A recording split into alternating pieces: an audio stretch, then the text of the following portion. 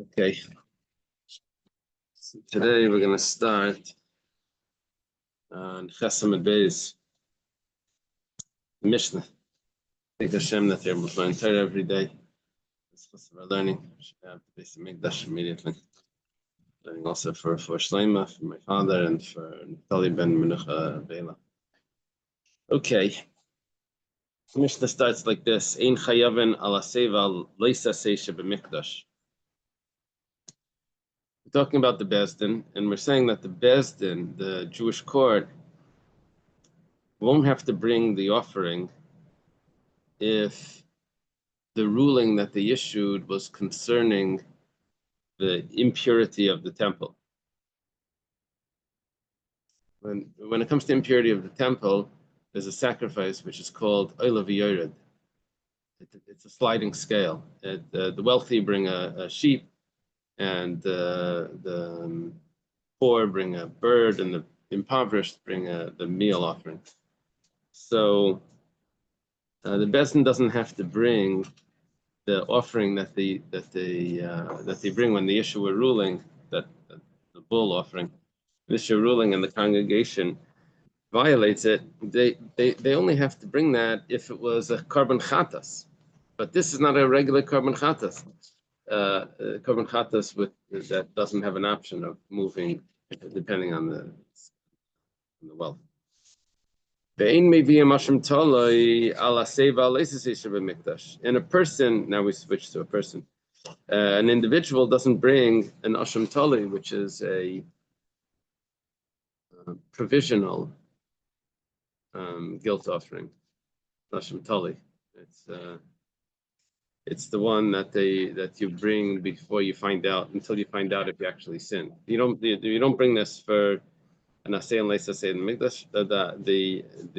With asay and leis asay the mikdash means that there's a positive command and a negative and a negative prohibition about contaminating the temple. The positive command is that you should send away anyone that's impure. That's positive. You shall send away, right? Anyone that's impure. The negative command is you shall not come into the temple impure. So it's a positive and a negative. So for these commands, you don't bring an asham tali, and also the Bezdin, like we said before, it doesn't bring the bull offering. However, a person would be chayev for the positive command and the negative command of the nida. We're gonna have to see in a minute what's the positive and negative of a nida. Nida is a woman that's menstruating. Now, what's the reason for this? The Bezdin would be chayev if the Bezdin would have issued a ruling about a nida that would allow something that was really prohibited, and everyone would the majority of the community would violate that. So then they would have to bring their offering. And the reason for this is because the halachas of a nida are chatas, sin offering, and we know that the rules of the Bezdin, that offering that we were discussing before, has to do with anything that would have been a chatas if it would done unintentional. And the same thing as an asham tali. The person isn't sure if he did the sin. He brings the provisional guilt offering. Now the Gemara asks, what is the positive command of a nida? Fresh min anida. Separate from a nida. Now, there's two interpretations of what this is.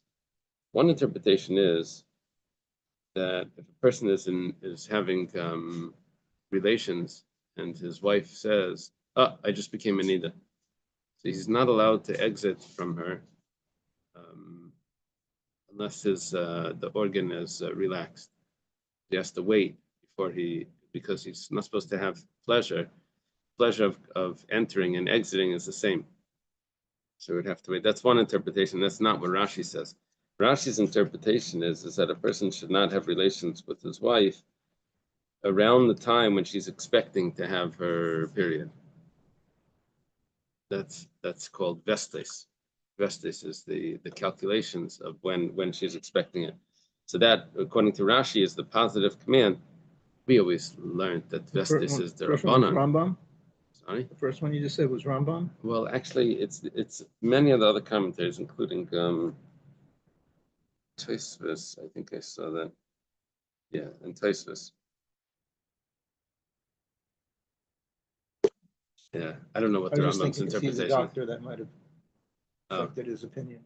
Okay. Anyway, okay, so we have now a positive a mitzvah. Let's say al tavil nida, and the negative command is not to live with the nida. Okay. Now the Gemara says, "Minani mili the tzibah le mechayvi karban ba'alma the yachid Hashem tali nami loy." Where do we know that the community only brings the karban chatas? They don't bring any other sacrifice.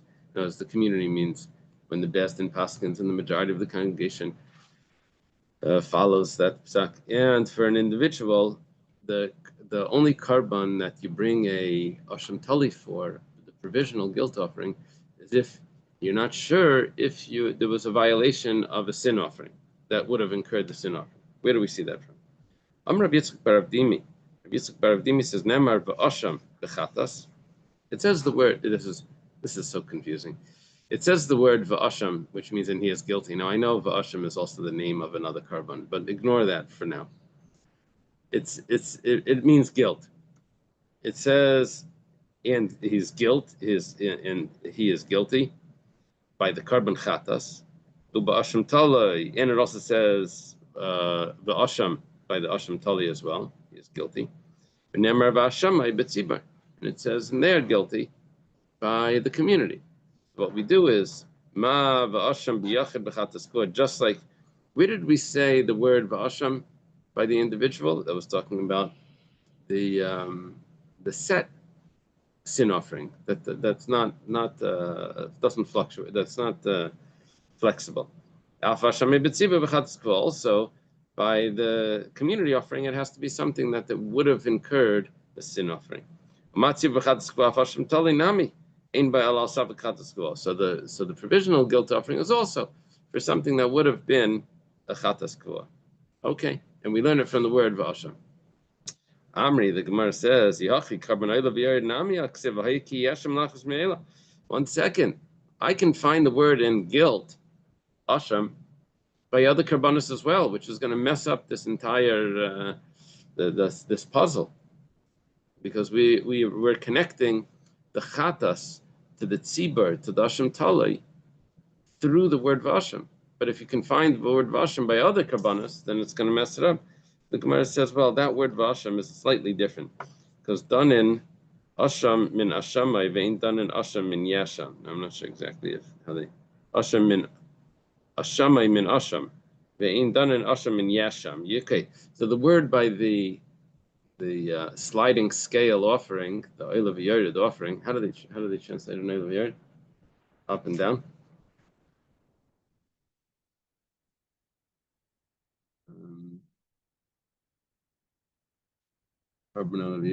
Variable. Call it a variable. The variable sin offering also has the word asham. So we say no, but that word is slightly different. Just in case you need it. That word is slightly different. They call it a sliding scale. And our school calls it variable. So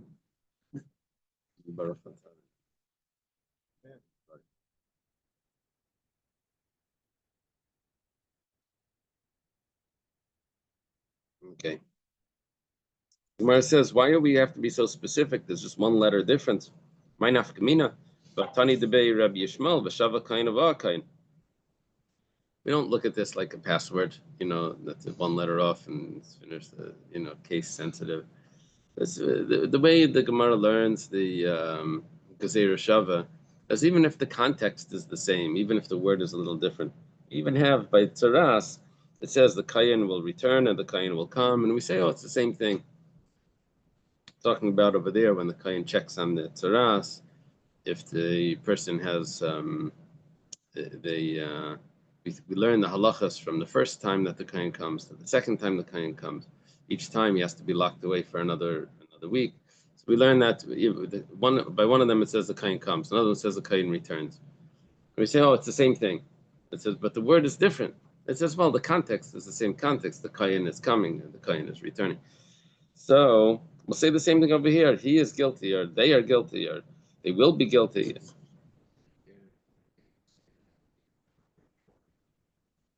Yeah, they use different words. The words are used for a reason, but even when it comes to a verbal analogy, Shava, it says this here and it says this here, just like the ruling over here is in there. So too, the ruling over here is going to be the same.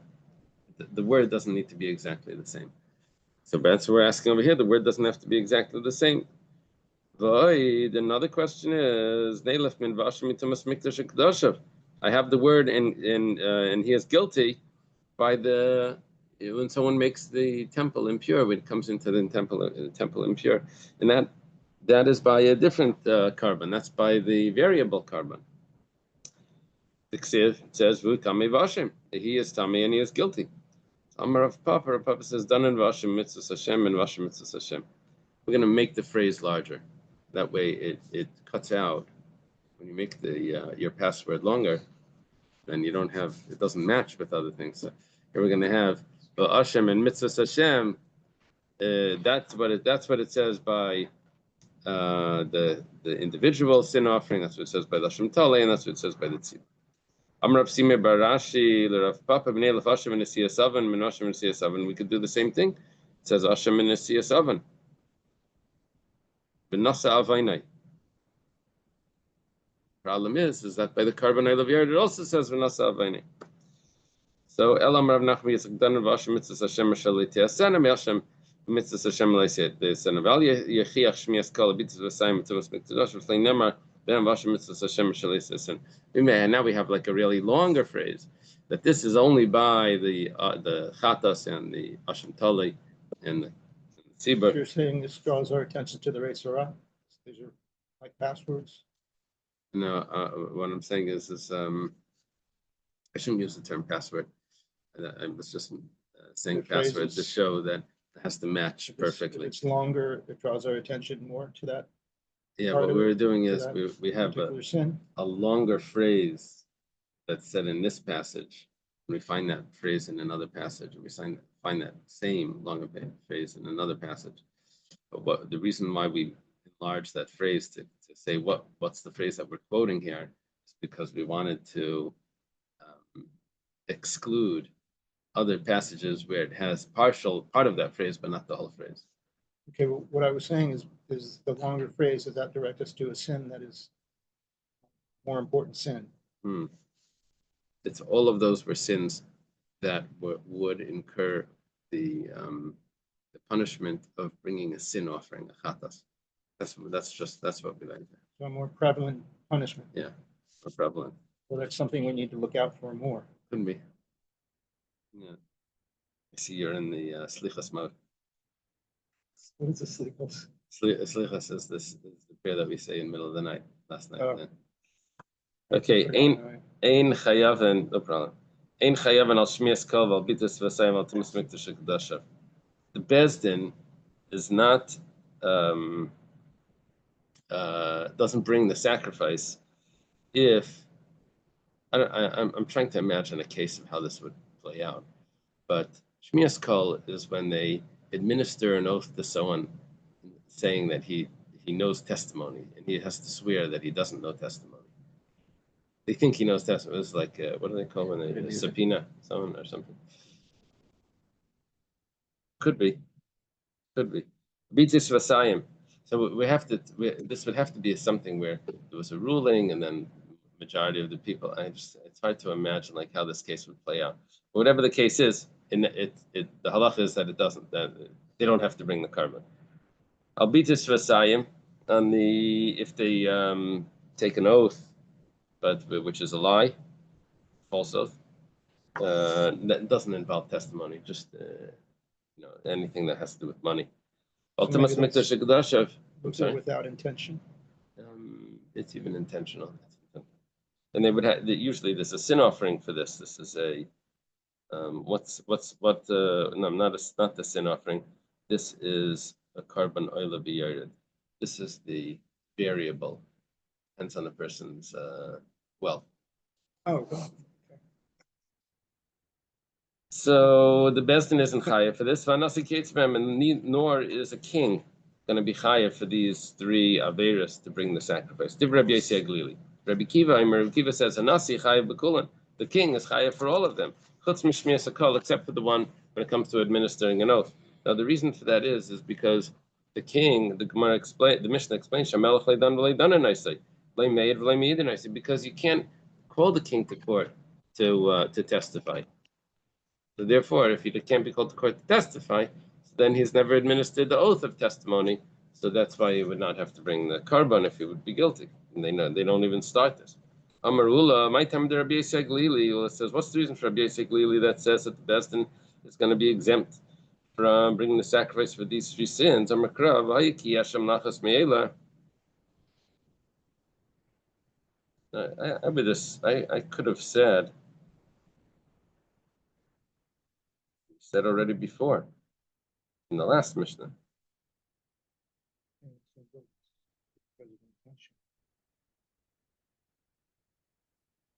So whatever the case says is that if someone would be guilty of one of these sins, if you're not chayav, we're talking about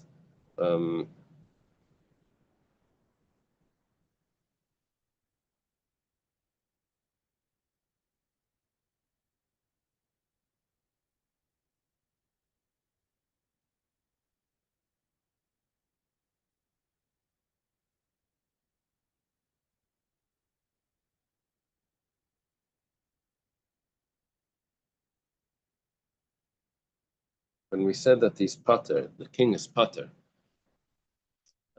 from the contamination of the temple or for swearing falsely. Rabbi Yossi gets it from the fact that he's also that since he doesn't have the rule when it comes to testimony, so if you don't have one of them, then you don't have any of them.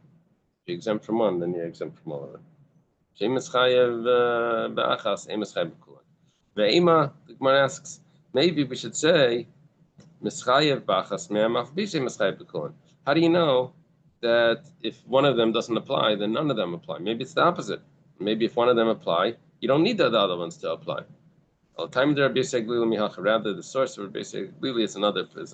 The Tanya started in the Brisa here. Rabbi Yirmiyah says, it talks about the carbon oil of Yerid. It says if the person doesn't have the wealth to bring the larger sacrifice, he brings the lesser one. And then it says he doesn't have the money for that, he brings the even lesser one. It says Misha Bali de Anias Vashiris. This would apply to someone that has the possibility of being poor or being wealthy. But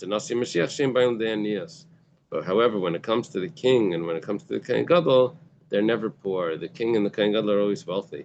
How do we know the king is wealthy? Nasi the ksiv asachas becomes Hashem Elikov. Mishain al gabav al Hashem Elikov.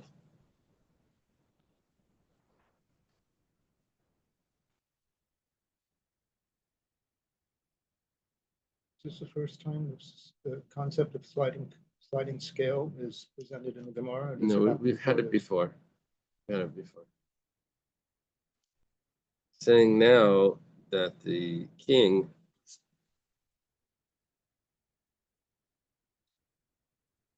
has no one on top of him except for Hashem, which means that he's wealthy. And the same thing applies to Mashiach. Mashiach doesn't refer to Mashiach. Mashiach refers to the anointed Kohen Gadol. Mashiach means anointed, not Mashiach, not what we call Mashiach. The Ksiv, Akayan, Agadol Miachav, Shugadol Miachav. It says the Kayan that's greater, that's the great Kayan from his brothers, means he's greater than from his brothers. What does it mean from his brothers? Benoya Bekayach Bechachma Baisha. Chayin Mayim Menayin Shemein Lai Gadleim Mishalech Tamaleim Akayan Agadol Miachav Ashitz Agal Reisha Gadleim Miachav. That if he's not wealthy, then the others Achirim say that they have to make him wealthy. How do they make him wealthy? Yeah, all the other Kayanim have to give him money, so he's wealthy. Kohen Gadol has to be wealthy. But let's see, he's not. Well, they make him wealthy. Give him money.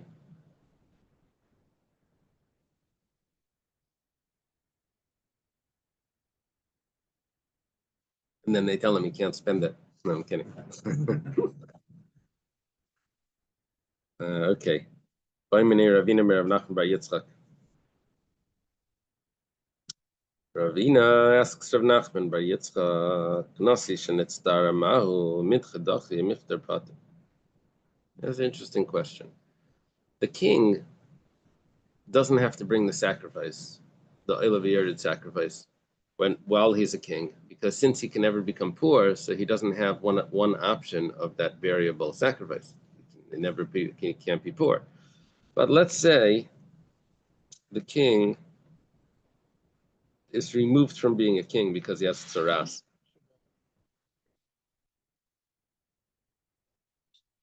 They quote this from? They quote this from the Gemara in on the next page.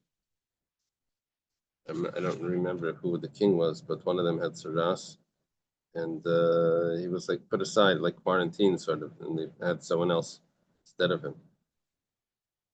By Yenaga Hashem, it's in Kings too. Yenaga Hashem is a melech v'mitzayed yemesei. So, did they say which king it was?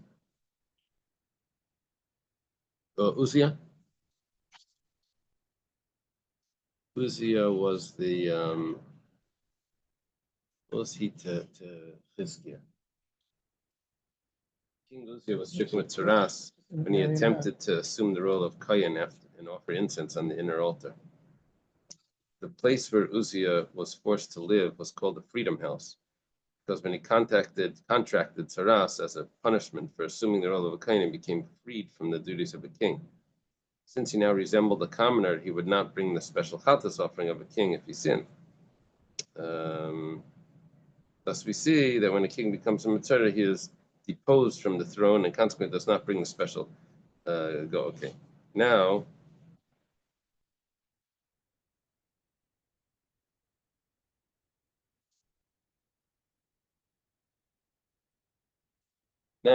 the question is, when he is deposed, when the king is deposed, so then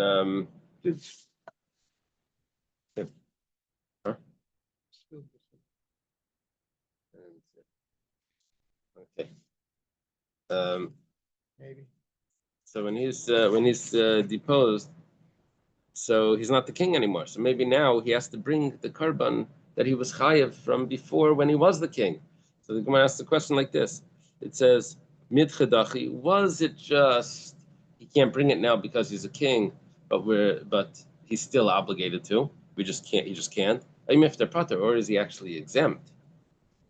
Is it that we put it on hold until he becomes not a king, or is he actually exempt? So the Gemara says, so Rav Yitzchak says back, who's paying for this? Are you paying for it, or is his treasury paying for it? You paying for it would mean, is it coming from the community funds, or is it coming from his own fund? Whatever the case is, if it's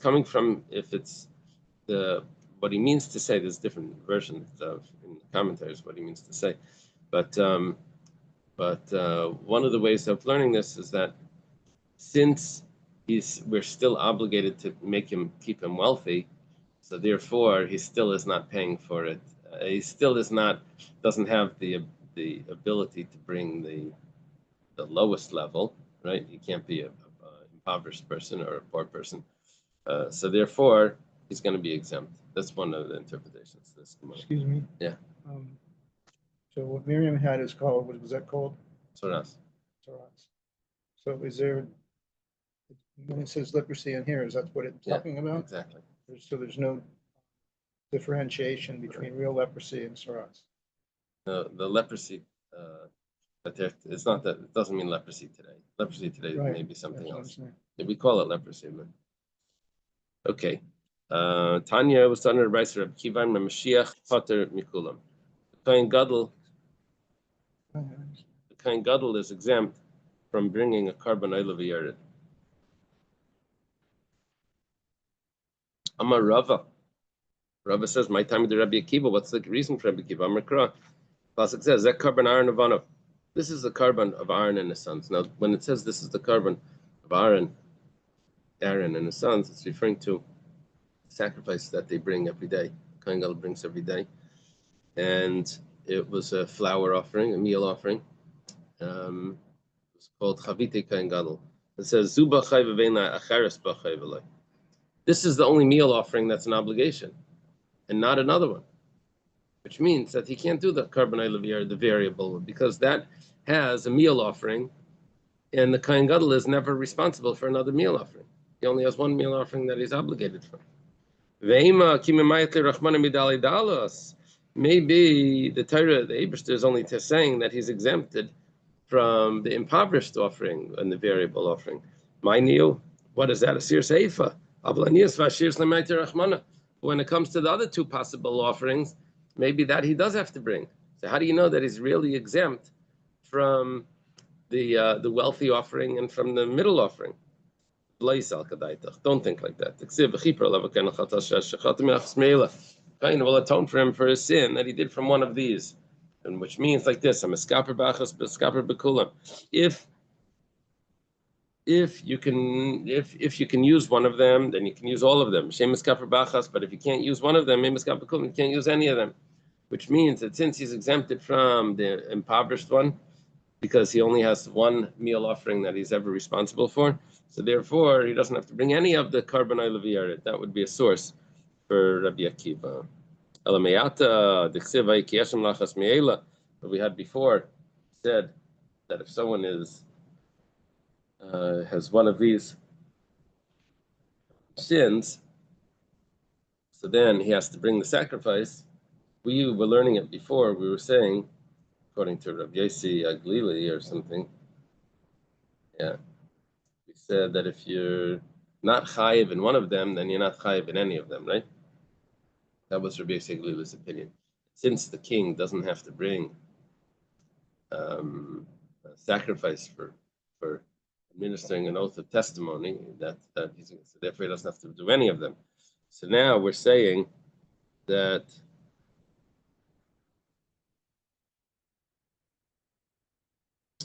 it says if someone's guilty of one of them, if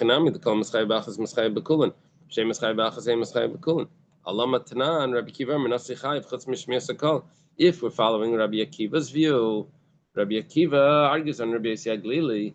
Rabbi Yossi Aglili says that if you're exempted from one of them, exempted from all of them. Rabbi Akiva didn't say that. Rabbi Akiva says the Nasi, the king, is exempted from the administering an oath of testimony, but the other ones he's still chayav for.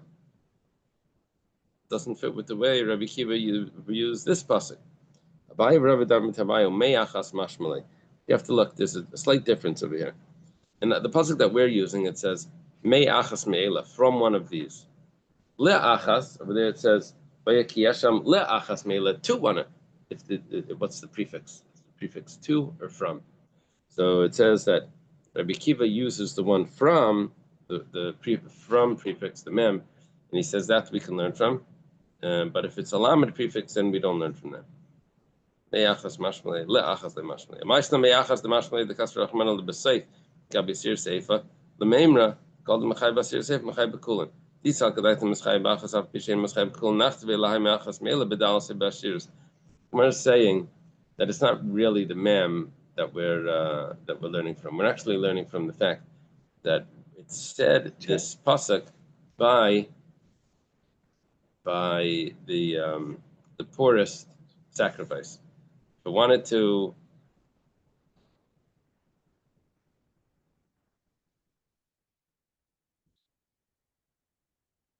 let me see how they write it here.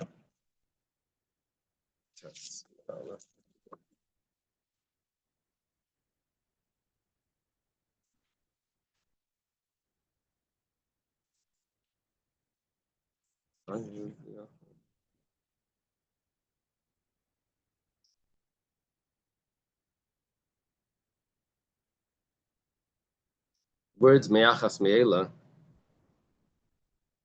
could have been written by the other sacrifice of the bird, or it could have been written by the sacrifice of the female sheep or female goat. Why was it written by the meal offering? It's coming to tell me that the Torah's intention is to exclude that someone that doesn't have to bring the meal offering doesn't have to bring the other ones either. Okay, so So he's entirely exempt. Now we have a new Mishnah. This Mishnah is going to talk about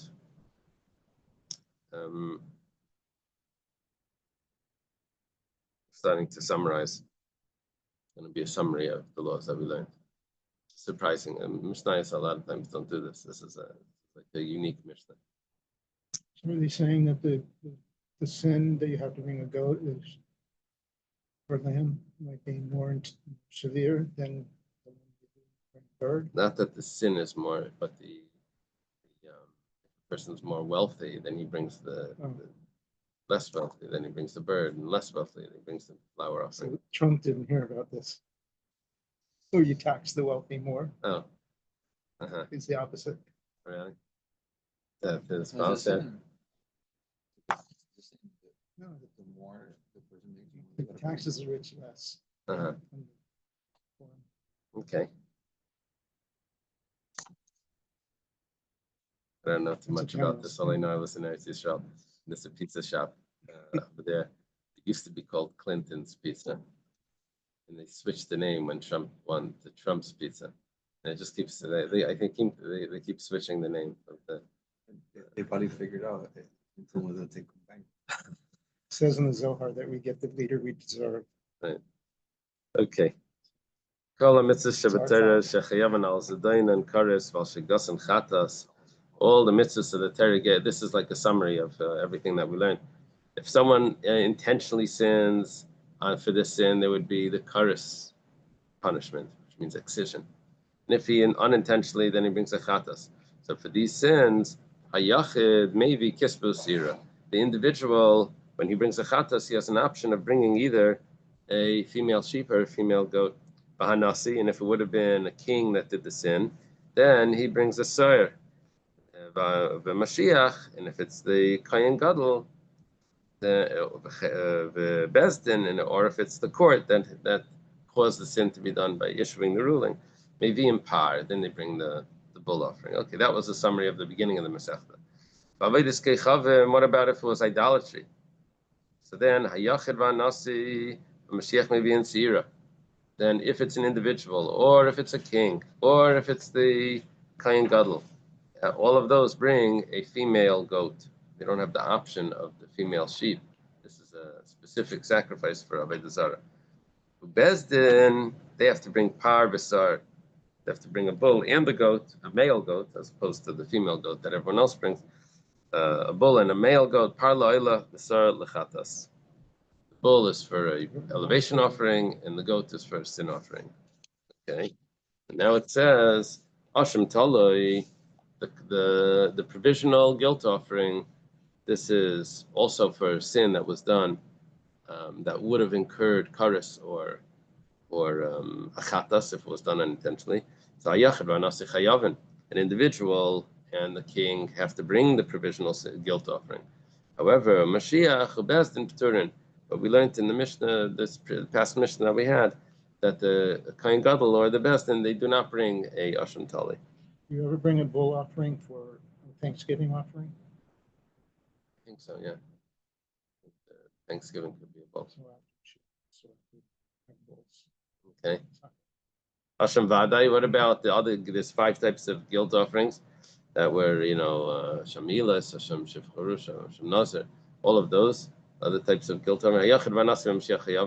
All individuals, the Nasi, which including the king and including the Kohen Gadol, they are able to bring these.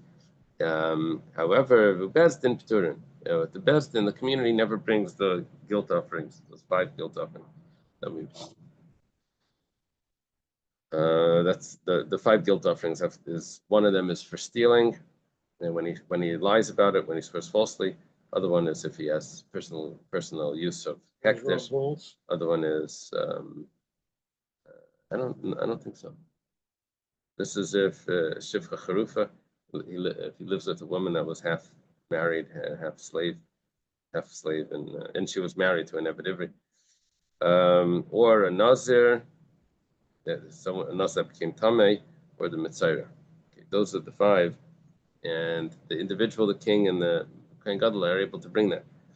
What about the carbon oil of Yared? So now we talk about al shmias hakol, when someone is administered an oath of testimony. Bitus Vasayim, someone takes an oath of anything else. Or if someone enters into the temple and is Tameh, so Bezdin, Turin, the Bezdin doesn't have to bring it. However, but the individual or a king or the Kohen Gadol do have to bring it. Now we added like a word to his name. Before we were calling him Mashiach. Now we say Kohen Gadol Mashiach. The Kohen Gadol Mashiach is only chayev. Is not chayev. Altimus Mikdash Kedusha. Divrei Reb Shimon. Reb Shimon holds that even though for the other ones there is a sacrifice here. In other words, the Yachid, the Nasi, do have to bring a sacrifice if they contaminated the temple, but the Kohen Gadol does not. We'll have to wait to see what the reason is. The Gemara will explain.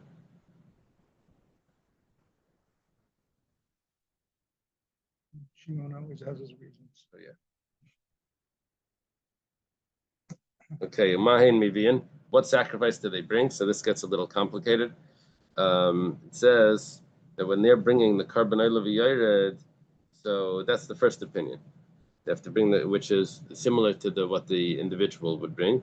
That's the first opinion. Rabbi Eliezer Mehanasi Mevisar. Rabbi Eliezer says no, he brings a goat. Male goat. According to Rabbi Eliezer, that's what the Nasi always brings. Brings it by this sin as well. Okay. Now the Gemara says, Tanya, Reb Shimon Hayanaisen Klal, says Reb Shimon would give a rule. Now, when you have a rule, you think it's going to be clear. It's actually going to make things a little confusing. The rule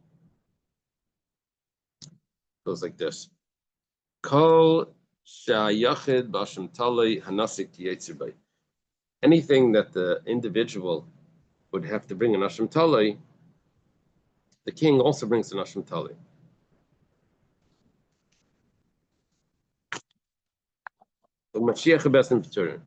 However, the Kohen Gadol and the Besdin don't have to bring Asham Tali. We call Shub Asham Ba'adai, anyone that has to bring Asham Ba'adai. So Nasi Mashiach Ketzibem, the Besdin Patur. So then the king and the Kohen Gadol bring this. However, the Besdin is exempt. It's only by the Asham Tali that the Kohen Gadol doesn't have to bring. Al Shmiya Sakal. When it comes to these three sins that had a Karban Olav Yared, which is administering an oath of testimony, or swearing falsely, or contaminating the temple, Bezdin is exempt from this. However, Nasi Mashiach Chayavin, but however the king and the Kohen Gadol are chayav to bring the Salah. She'ena Nasi Chay b'Shmiya Sakal, v'lo Mashiach b'Tumas Mikdash Kedushav. The king doesn't have to bring the sacrifice if he was administered an oath of testimony, right? Because he can't testify. And that was the opinion of Rabbi Akiva. And the Kohen Gadol doesn't have to bring for Tumas Mikdash Kedushav if he contaminates the temple. That was the opinion of Reb Shimon, right? All of this is Reb Shimon. Kol shehu be'olav yared. Anyone where any sin that an individual would have to bring the variable sacrifice, which that would be those three sins, then a Nasi Kiyetzibay, king is the same.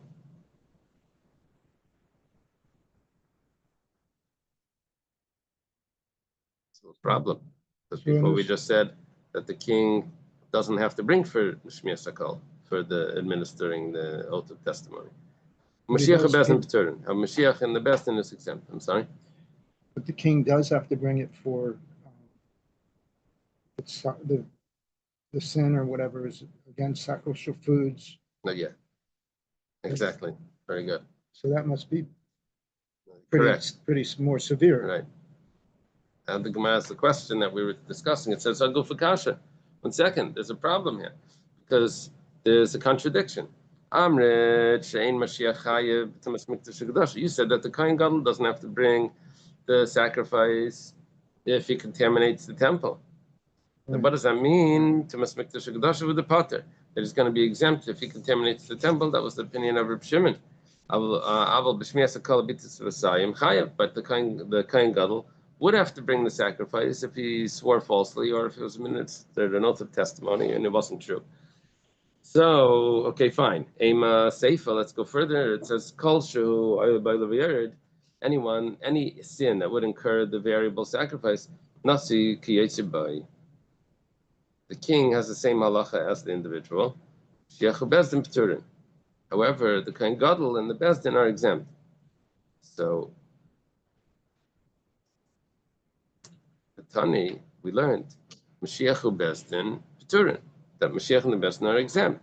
What would that mean? Ma Bezdin Pturin Mikulan. Just like the Bezdin is exempt from all of any sacrifice, any sin that would incur the variable sacrifice, of Mashiach Pat Mikulan, then the Mashiach also would be exempt. Now, what would that mean? That he wouldn't have to bring the sacrifice if there was a sin of swearing falsely or contaminating the. Not just contaminating that we know already, swearing falsely or from administering the oath of testimony. Kashan Adadi, so this becomes a contradiction. Okay, so the contradiction is that we're saying that the Kohen Gadol is only exempt from Tumas Mikdash or Kedushav, but not from the other two, not from the oath of testimony, or from swearing falsely.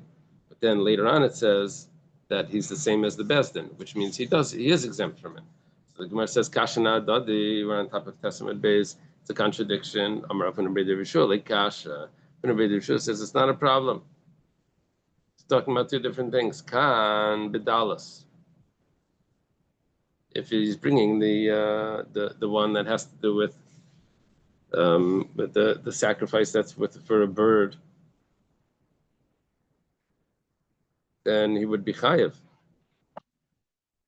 If it's not to Masmikdash Kedusha, but if it's for swearing falsely. Kan B'Dali Dalas. The other one is if he was so poor that he had to bring the impoverished one, and that we know that he doesn't have to bring because we said that he only has one sacrifice that he has to bring, only one meal sacrifice that is an obligation for him, and that's what's called Chaviti Kohen Gadol, not any other one. But the Gemara before said that if you're exempt from one, you're exempt from all of them. That was in the opinion of Rabbi Akiva. But let's see what happens over here. So Reb Shimon Sabalak Rabbi Akiva b'chada palagala b'chada. Comes out that Reb Shimon, who has had this whole statement, he actually agrees with Rabbi Akiva in one thing, but he argues in another thing. Sabalak Rabbi Akiva b'dal dal stapater. He holds that he's exempt from the impoverished sacrifice, which is the meal offering, over palagala b'dalas. But he argues with Rabbi Akiva regarding if he has to bring the other ones. He says that he does have to bring the other ones. Okay.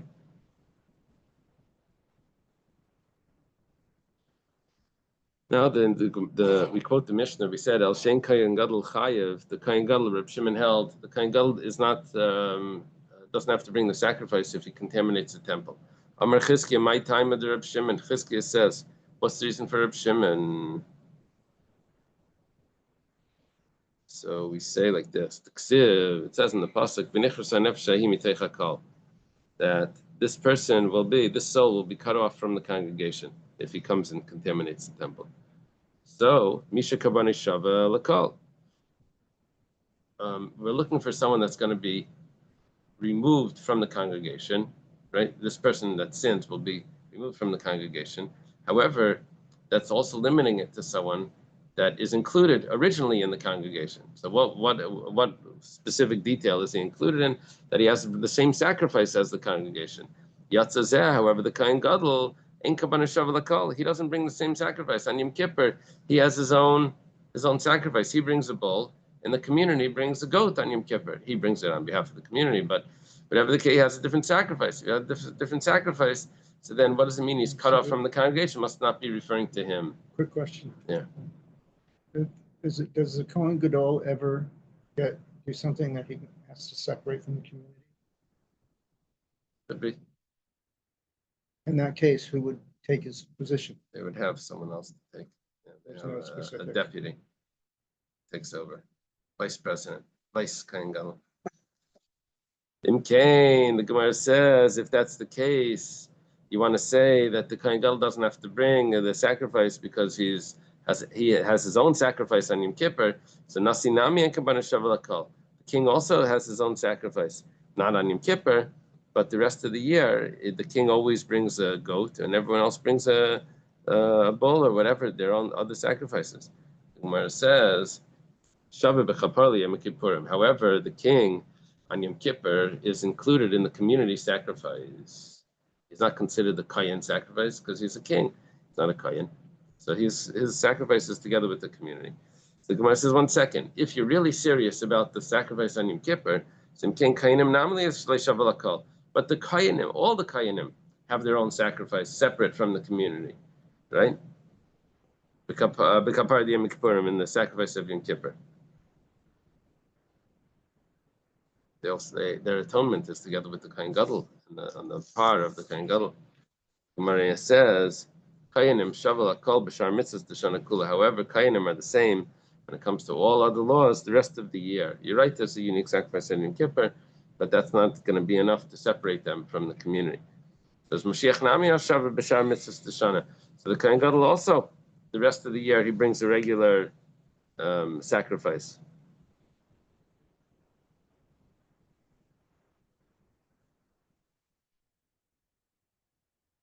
Not so simple, but he does bring a sacrifice, the same sacrifice as the community. He brings a par helm davar. Elam Rava emachi. Rather, Rava says you have to say it the following way: Mishachatasi shavali yechidim. Someone that would be chai of the karban, just like an individual would be chai of a maynio kahal. That means the congregation. If the congregation sinned. So, the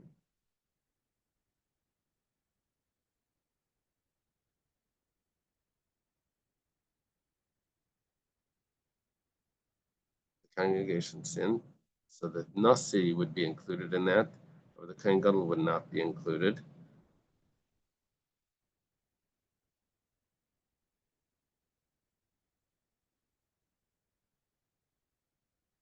Kohen Gadol has his own.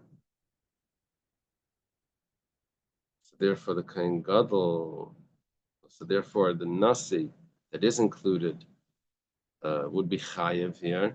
However, the Kohen Gadol that's excluded would be exempt. That's supposed to be the source for Reb Shimon. Again, why is he exempt?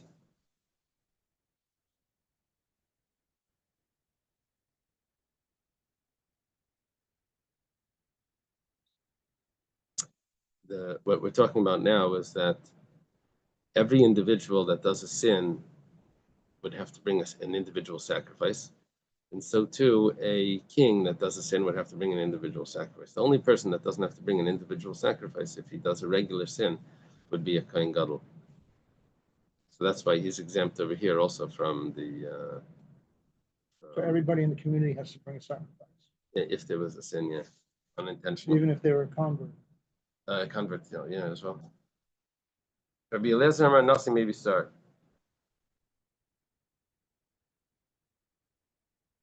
Rabbi Eliezer says that the king brings a goat. Amar Rabbi Yechanan. Rabbi Yechanan says, Amar Rabbi Eliezer.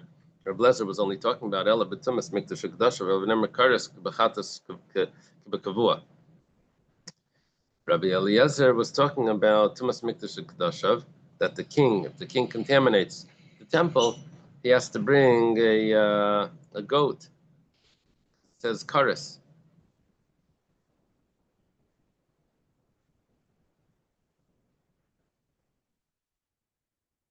In other words, Rabbi Eliezer is looking at it that this is a regular sin where he brings a goat because if there's kares on it, then that's what the king brings a goat for, male goat.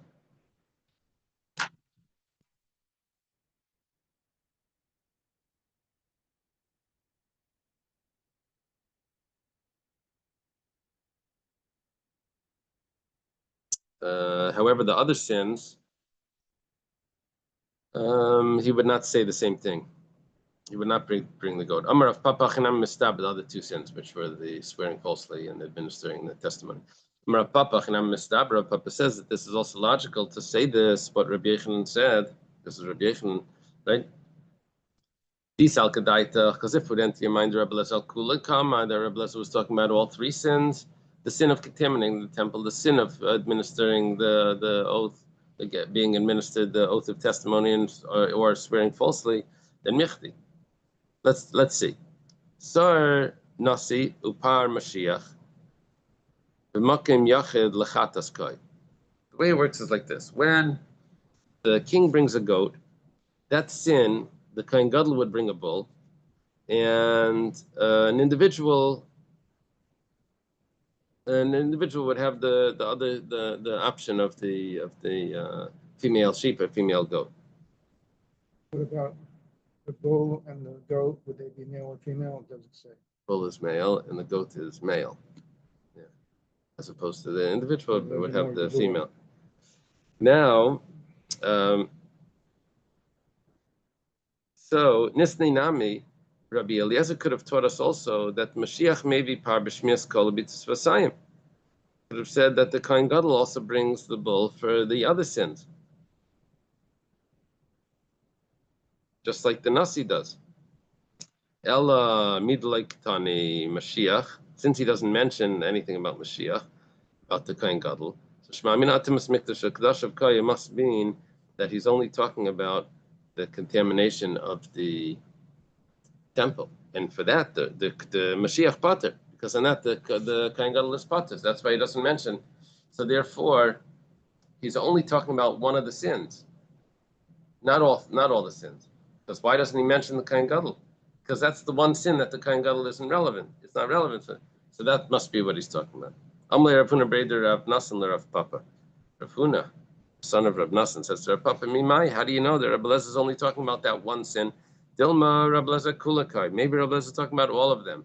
Mashiach Savalak Rabbi Akiva, the Mashiach Pater Mikulim. Maybe the reason why he doesn't mention the Kohen Gadol is not because the Kohen Gadol is exempt from just that one sin, like Rabbi Shimon said, but rather he's exempt from all of them because, like Rabbi Akiva held, and maybe Rabbi Lezer is following Rabbi Akiva. So Amalei, so Rav Papa responds, Rabbi Akiva mi patal mi par. You think that Rabbi Akiva would exempt the Kohen Gadol from bringing the bull? He almost only exempted him from the Karban Oila v'Yored.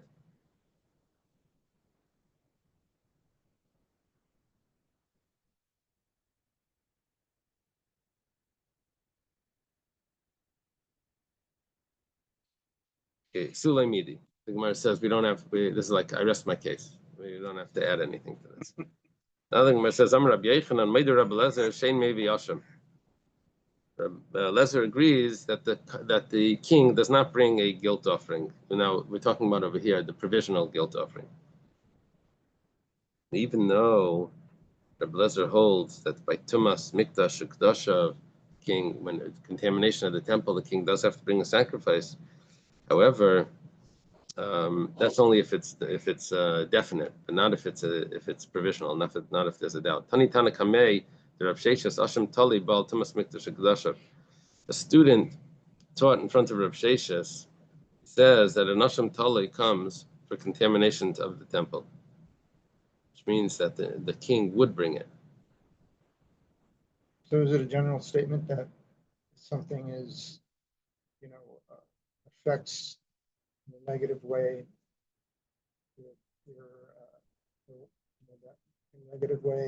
your respect of the temple or the food that is offered in the temple, that it gives a more severe offering, like Exactly. Goat or a male bull, or more strict.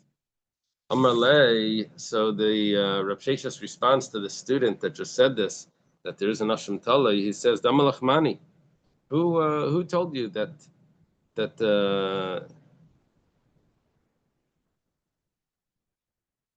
who told you this opinion? Must be Rabbi Lezer. It must be the opinion of Rabbi Lezer. Damar Hayel v'nam Rekars K'Bekavua Ma'isi Nasi Sarla. Since there's kares, which is similar to a karban chatas, but there's also kares if it was done intentionally. So therefore, the Nasi also brings a goat So you're thinking that he probably has an Asham Tali as well. However, but Rabbi Yochanan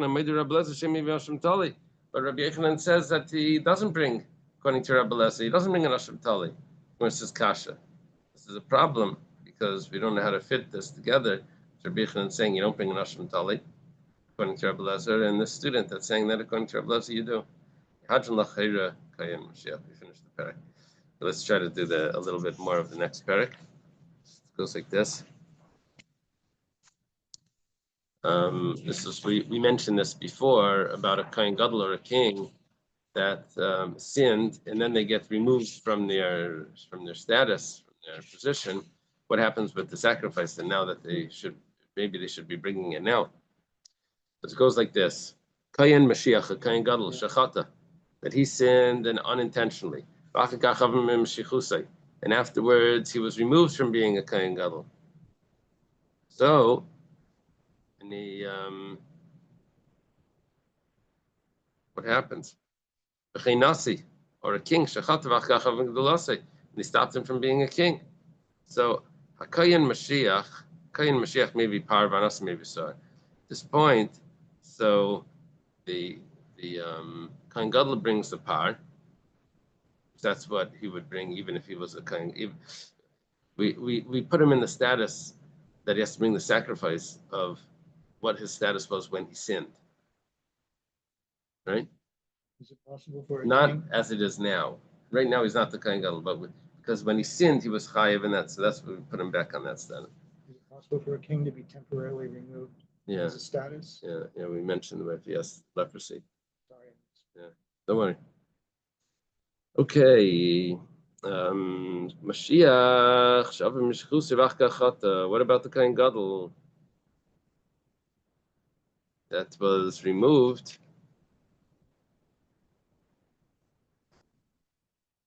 from being a Kohen Gadol and then he sinned afterwards? Or a king that was removed from being a king and then he sinned, not like the case before where he sinned and then he was removed. Here he was removed and then he sinned. So Kohen Mashiach may be part. The Kohen Gadol still is considered a Kohen Gadol. He still brings that unique sacrifice.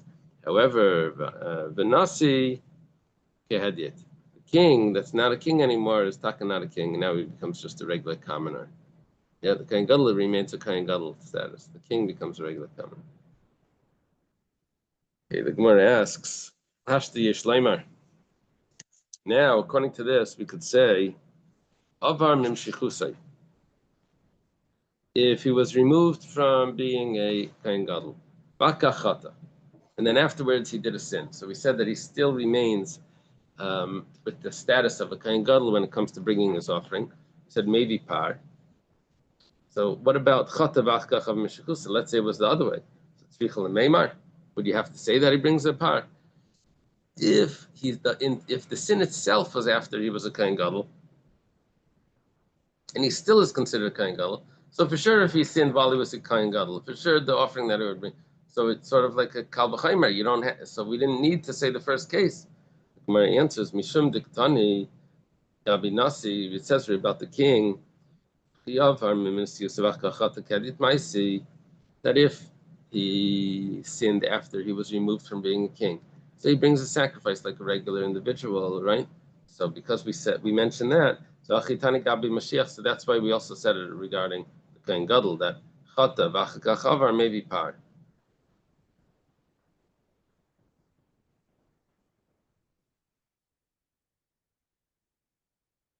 That's the thing. So we're just coming to contrast it to the Nasi.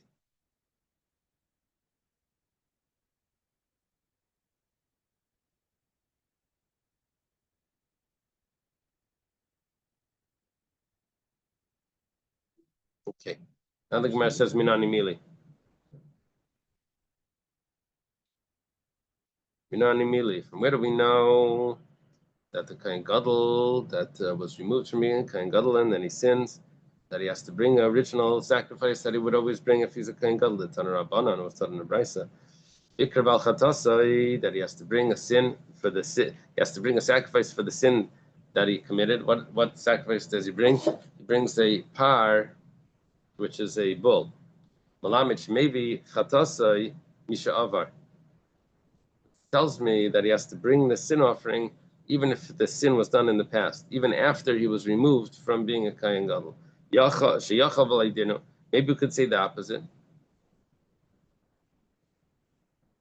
When it comes to a king, that the king brings a sacrifice without issuing a ruling. He brings a sacrifice just for unintentional sin. And maybe but if he sins after he's removed from being a king, then he doesn't bring that special offering. He doesn't bring the goat. So Mashiach she'ein maybe b'shigas ma'aseh, a Kohen Gadol, he doesn't bring a sin offering. If he sins just because of an unintentional, he needs to have the ruling along with it to bring that sacrifice. She'ein maybe b'shigas ma'aseh el helam davar im b'shigas ma'aseh. You need to have much more criteria to have to bring the sin offering. So like Kolshkin, for sure he should not bring the sacrifice once he's removed from being. See, where the Kohen Gadol is, where the king is very easy for him to bring a sacrifice. And nevertheless, when he's removed, he doesn't have a status.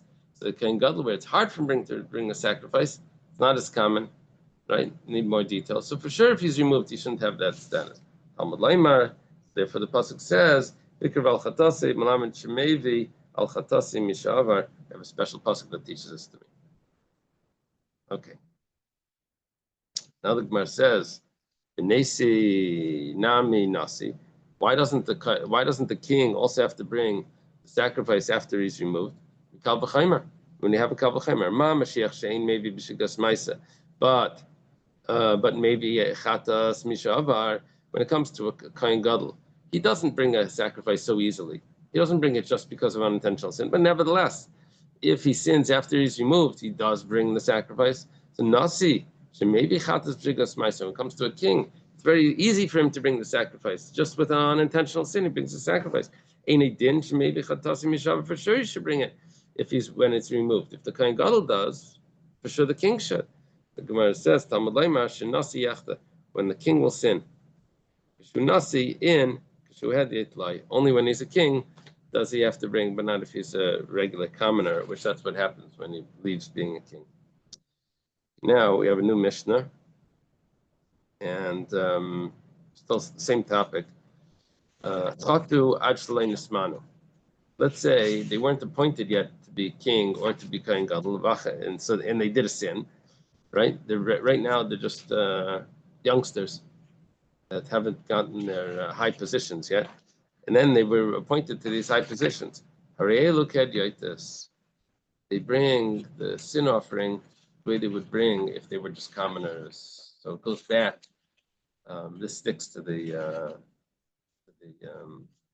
same pattern that we had before. That it goes after the way what they were when they sinned. Should be, remember what the animal they would bring? Either a female sheep or a female goat. That's a commoner's sin offering. Reb Shimon says, if they knew about the sin before they were appointed, then chayavin, then they have to bring the regular sacrifice. However, but if they only found out about their sin after they were appointed, then they're exempt. According to Reb Shimon, it's when they became aware of the sin. That's when the chiyuv comes.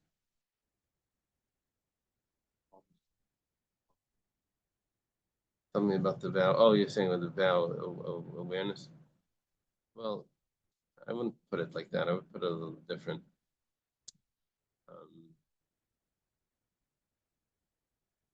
When there's a forbidden mixture, there's a mix, not like shadness, but if there's a non-kosher food that's falling into kosher food, and then more falls in, and then more falls in, and then more falls in, it keeps falling in a little bit more, drip by drip. So one of the things we said was that it could be that it's nullified. However, if the person found out about the whole thing all at once, and now he has to look at the ratio, how much non-kosher to kosher, maybe it won't be nullified. So the awareness somehow affects certain things. Awareness of, and same as with the sin. The person is aware of this. He did 5 sins, all the same sin 5 times. He was aware in between, so that separates each sin. He has to bring separate sacrifices. If he's wasn't aware, he has to bring one sacrifice for the whole thing, right? He had 5 spoonfuls of forbidden fat. He only finds out later that that was the forbidden fat. He thought it was the kosher fat, right? So he was only going to have to bring one. But if he knew, it divides up. So here, we're saying that the knowledge affects the what sacrifice is being brought. Ezer Nasi. Who is the Nasi that we're talking about? Well, the whole time we were translating as Zemelach. This is talking about the king. Shenemar, it says in the pasuk, it says Mikol mitzvahs Hashem Elokav, from all the mitzvahs of Hashem is God. Now from this we learn She'ein al gabav el Hashem Elokav. We're talking about someone that only has on top of him Hashem is God. Right? Hashem is God. Right? That's the so we're talking about here a king. Now the Gemara So a king says doesn't qualify. Somebody above a king. there is no one above the king, just Hashem. Well, there's the King of Kings. Hashem is the king. Oh, that's not. Hashem is the king of the kings. Right? What about Mashiach himself? Also, Mashiach isn't above the kings. No. It says Mashiach. I think I'm Mashiach not- may be a I'm king. not clear on Mashiach will be the king. the king. From where do we know what we just learned? That if they sinned before they were appointed, that they just bring a regular carbon, the Tanur Rabbanos, Tanur Brisa. Kayin Mashiach Yachta, if the Kayin, the anointed one, sins, Prat, L'Kaidmais, this is coming to exclude if he sinned before he was appointed. Sheyachav v'leidino, because I could have said the opposite. Whenever it says sheyachav v'leidino, it means that I need the pasuk, because without the pasuk, I would have thought totally differently. It says, "Aman nasi shemevi b'shigas ma'aser, ein mevi al koidmais." That when it comes to a king, that he brings a carbon very easily.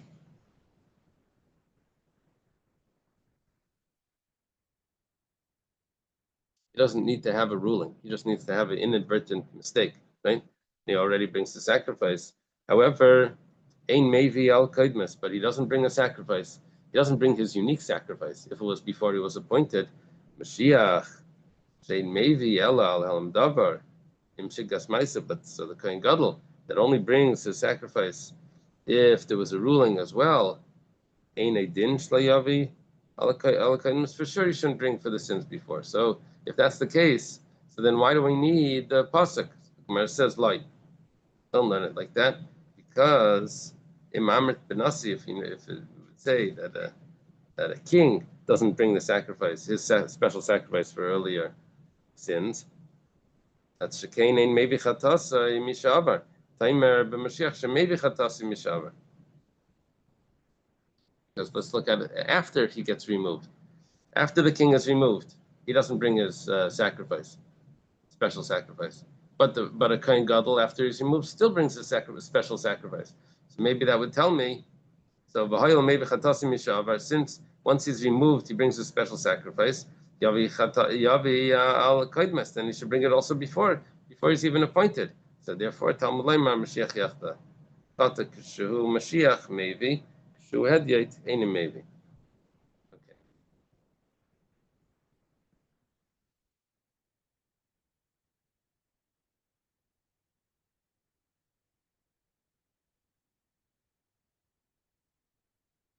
Without the pasuk,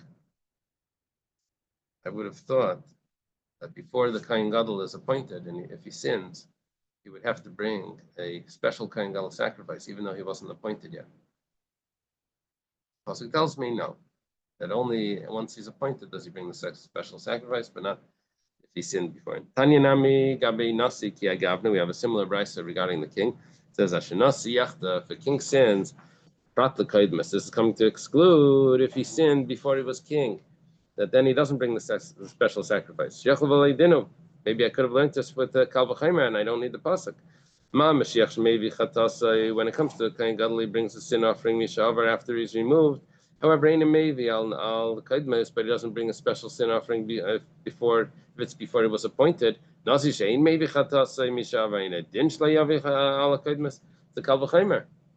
Kal V'Chaimer goes like this: if the Kohen Gadol even after he's removed from Kohen Gadol, he still has to bring his Kohen Gadol sacrifice if he sins. But before he's Kohen Gadol, he doesn't.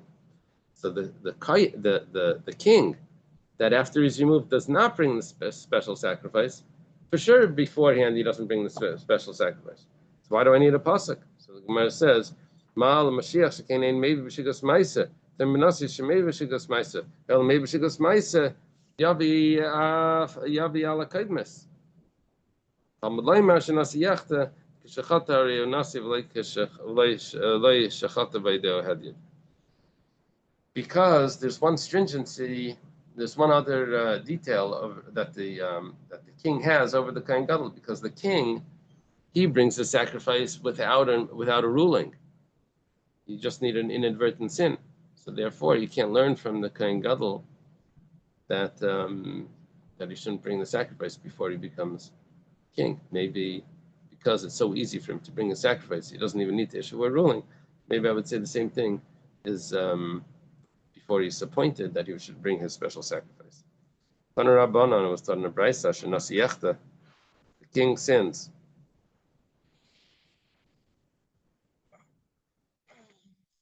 Now, the word over here was asher. Asher could mean when. Sometimes when it wants to say if, it would say im, not asher. So the question over here is, Yachol Gzeira. Maybe there's a decree from Hashem that the king has to sin. Asher, when he sins. So Talmud Laimar, the pasuk says, im akayna Mashiach yachte. If he sins. If by the Kohen Gadol it says if he sins. So ma la, and just like by the Kohen Gadol, likashi yachte, if he sins, or when he would sin. Afkan likashi yachte. Also over here, it's only if he would sin, but it's not that he has to sin. Amar ma yachol gzeira. Going back to discuss the brayso, it says I could think that maybe there's a decree from Hashem that the king has to sin. Where would a decree come that a king has to sin? You ever heard of such a thing? Right? So Amri in Ashkechan, we find it by the Ksiv. The pasuk says, "V'nasati neged tzras beis eretz achozaschem." It says that I will place a spot of leprosy in your house of your inheritance. Besurahi lahem. This is giving them a tidings, giving them informing them that shenegoyim boyim aleim, that they're actually going to get tzaras of Rabbi Yehuda. Reb Shimon Aimer prat lenigei nasin is going to exclude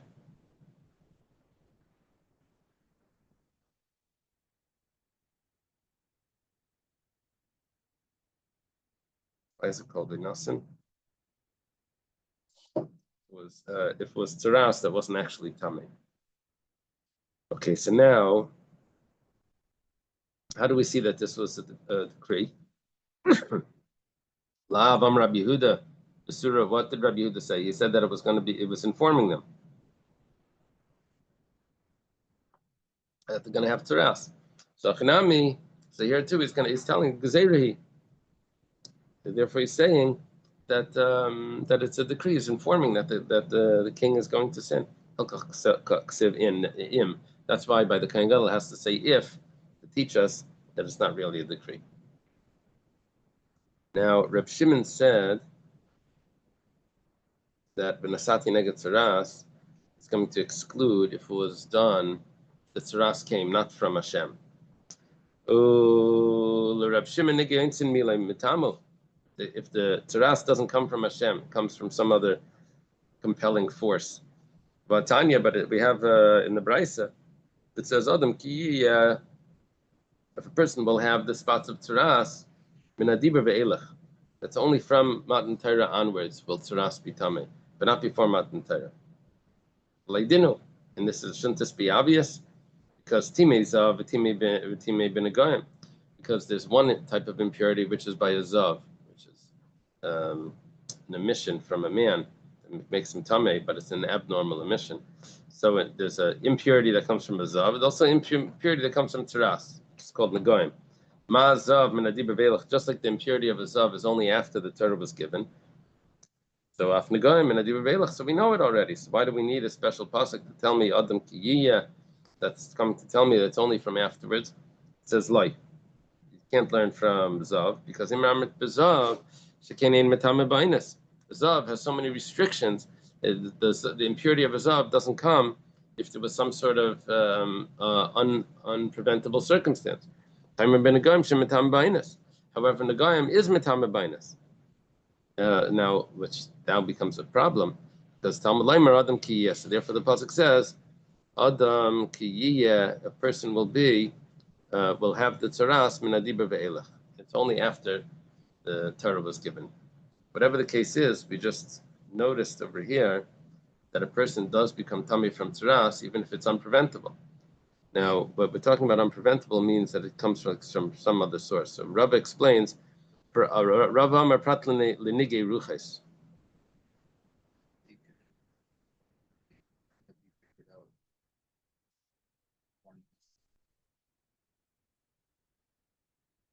The one? You have to have a warning. Oh, we should know this. Yeah, but now we're not talking about like a sin.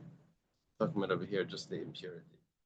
Would the impurity be there if someone, by the giving of the Torah, someone looks down and he said, "Hey, I have this tzaras from yesterday." Would that be contaminant? Before Matan Torah, I don't know.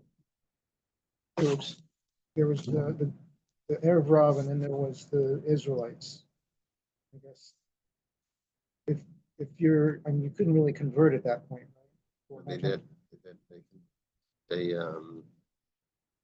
well, I think they could, but okay. So the convert was was with the Israelites, with that group before Matan Torah. Right. They accepted Hashem. Then they could become this level that you're talking about now. Right. Yeah. Okay, Rav Papa Amar Prat Lenigek Shafim. Rav Papa says that it's coming to exclude. Oh, I didn't explain Rava. Rava says Nigi Ruches.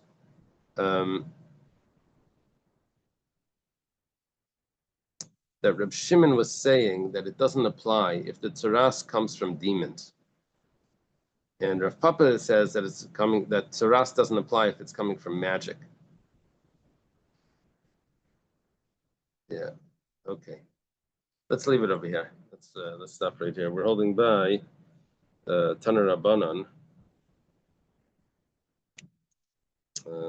Let's see where it is. It's like 10 lines from the bottom. All right. The rabbi's talk. You see that? Okay.